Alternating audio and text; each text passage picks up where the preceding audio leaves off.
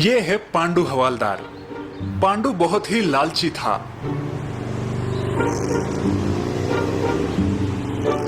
रुको रुको। क्या साहब, आपने सिग्नल तोड़ा, अब फाइन भरो। 1000 रुपए। 1000 रुपए? अरे नहीं सर, मेरे पास इतने पैसे नहीं है। ऐसा कैसे चलेगा? अगर फाइन नहीं भरोगे तो आपको छोड़ू कैसे? सर, कुछ ले देकर दफा कीजिए ना। ऐसा? तो 200 रुपए ढीले करो। ये लो सर। पांडु हवालदार ऊपर की कमाई खाकर बहुत खुश था। वो हमेशा ट्रैफिक रूल्स तोड़ने वालों को पकड़ता था, लेकिन फाइन लेने के लिए नहीं।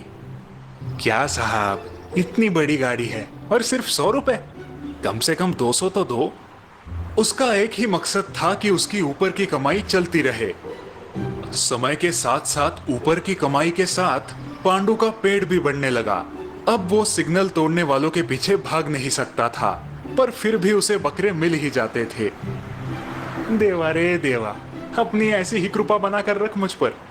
एक दिन की बात है, एक टमाटे की गाड़ी वाले और एक कार वाले की आपस में टक्कर हो गई। साहब, ये आपकी गलती है, आपने सिग्नल नहीं देखा। उल्टा चोर कोतवाल को डांटे, ये तेरी गलती है। मैं तो सिग्नल देखकर ही चल रहा था, आपने सिग्नल तोड़ा। और तभी वहां हवालदार पांडु आ टपका। क्या हो रहा है ये सब? देखिए ना साहब, इन साहब ने सिग्नल तोड़ा और मेरी गाड़ी ठोक दी। देखिए मेरा कितना नुकसान हुआ है। पांडु हवालदार ने गाड़ी वाले की ओर देखा।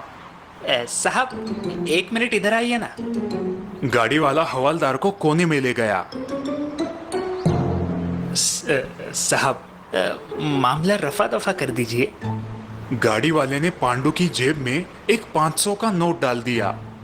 ठीक है साहब। देखो भाई टमाटर वाले, मुझको तो तेरी ही गलती लग रही है और अभी ट्रैफिक जाम भी कर दिया तूने। जल्दी साइड हटा।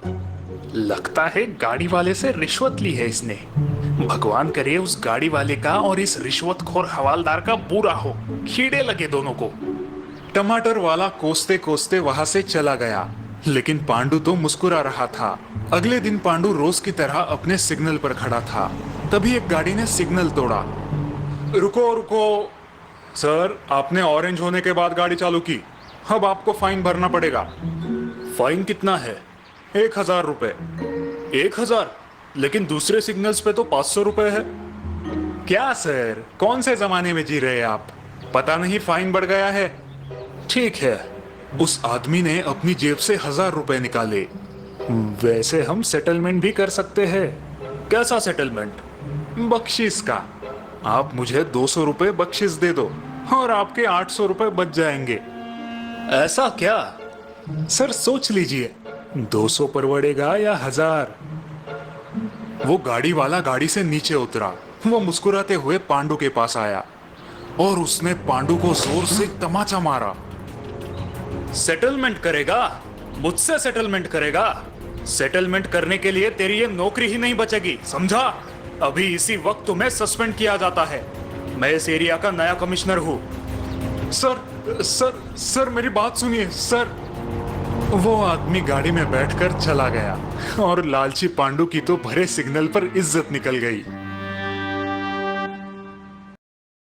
नताशा एक ब्यूटिशियन थी और हाल ही में उसने शहर में अपनी खुद की ब्यूटी पार्लर शुरू की थी। ब्यूटी पार्लर अच्छी चल रही थी, नए नए कस्टमर्स रोज आ रहे थे। नताशा का एक फेशियल ट्रीटमेंट महिलाओं को बहुत पसंद आ रहा था। ओह वाव नताशा, कितना अच्छा निखार आया है। Thank you so much. Thank you madam, फिर आइए।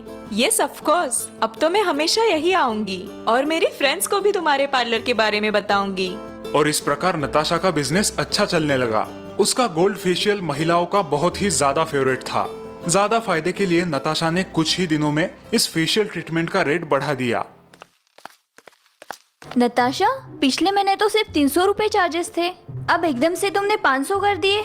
हाँ मैडम, क्रीम की प्राइस कंपनी ने बढ़ा दी है। ओह अच्छा, ठीक है, नो प्रॉब्लम। तुम बस क्वालिटी मेंटेन रखना। Yes madam. एक दिन पार्लर में क्रीम वाली कंपनी का सेल्समैन आता है और नताशा को ज्यादा पैसे कमाने का एक तरीका बताता है। मैडम ज्यादा सोचिए मत, इसमें आपका भी फायदा है और मेरा भी। किसी को कुछ पता नहीं चलेगा। हाँ, ये बहुत अच्छा आइडिया है। सेल्समैन के जाने के बाद नताशा अपनी स्टाफ को इंस्ट्रक्शंस देती है कि अब से गोल्ड फेशियल के लिए सिर्फ उसी बॉक्स में से क्रीम निकाले। हाँ मैडम। दिन बीतते रहे और नताशा उस स्पेशल क्रीम को यूज करती रही, अच्छा मुनाफा कमाती रही। वो अब नियमित रूप से उस सेल्समैन से वही क्रीम खरीदती थी। एक दिन नताशा की लाडली भांजी प्रिया पार्लर में आई, लेकिन नताशा मार्केट गई थी। 2 दिन बाद प्रिया के कॉलेज में ब्यूटी कॉन्टेस्ट था, जिसमें उसने हिस्सा लिया था। प्रिया ने वहां गोल्ड फेशियल करवाया। क्रीम लगाने के कुछ मिनट बाद ही प्रिया का चेहरा लाल रैशेस से भर जाता है। उसकी चेहरे की त्वचा में जलन होने लगती है। प्रिया का चेहरा खराब हो जाता है।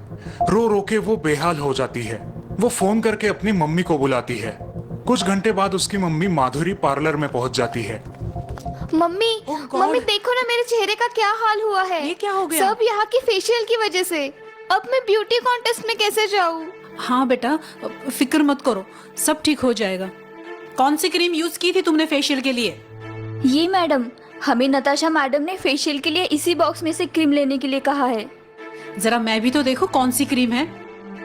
हे भगवान, ये क्रीम तो एक्सपायर हो चुकी है, इसीलिए तुम्हें रिएक्शन आया है। और तभी नताशा पार्लर पहुंचती है। प्रिया का हाल देख के नताशा को बेहद अफसोस होता है। नताशा, तुम्हें एक्सपायर हो गई क्रीम क्यों इस्तेमाल कर रही हो? देखो प्रिया का क्या हाल हुआ है। क्यों किया तुमने ऐसा? मैं बताती हूँ मैडम।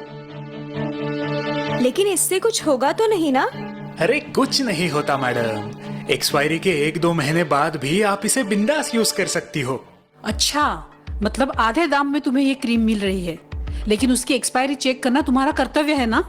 हाँ दीदी, आई एम सॉरी, मुझसे गलती हो गई। ज्यादा मुनाफे की लालच में मैं अंधी हो गई थी। लालच बड़ी बुरी चीज है नताशा, कभी कभी अपने लोगों का भी नुकसान कर देती है, जैसे आज प्रिया का नुकसान हुआ है।